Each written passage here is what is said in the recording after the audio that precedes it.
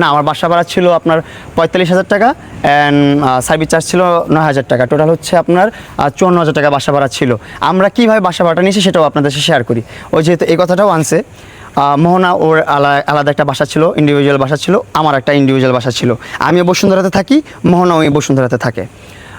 ও বসুন্ধরাতে অনেক আগে থেকে থাকে, আমিও মোটামুটি আগে থেকেই থাকি। তো দুজনে মিলে বাসায় থাকি। আমরা যেহেতু এখন একটা সংসারে চলে আসছি, আমরা যেহেতু বিবাহ করছি, বিয়ে করছি, একসাথে থাকবো।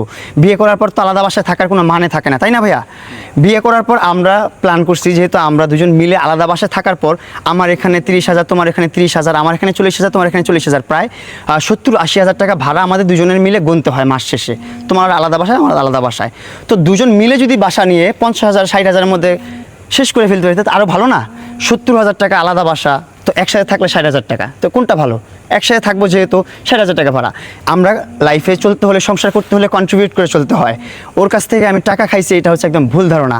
আমার সাইড থেকে, আমার অ্যাকাউন্ট থেকে আমি যত আর্ন করছি সব ধরনের টাকা আমি মোহনাকে প্রোভাইড করছি সব সময়। ওর কখনো চাইতে হয় না, কখনো চায় না। আমি বলি না মোহনা আমার কাছ থেকে টাকা চাইছে। আমি নিজে, আমি এই বাসায় থাকতাম, এই বাসায় আমরা টোটাল ছিলাম 4 মাস। 4 মাসের মধ্যে 2 মাস ও ভাড়া দিয়েছে, 2 মাস আমি ভাড়া দিছি। এটার স্লিপ আমাদের কাছে আছে। 2 মাস ও ভাড়া দিছে, 2 মাস আমি ভাড়া দিছি, অ্যান্ড অ্যাডভান্সটা ও দিছে।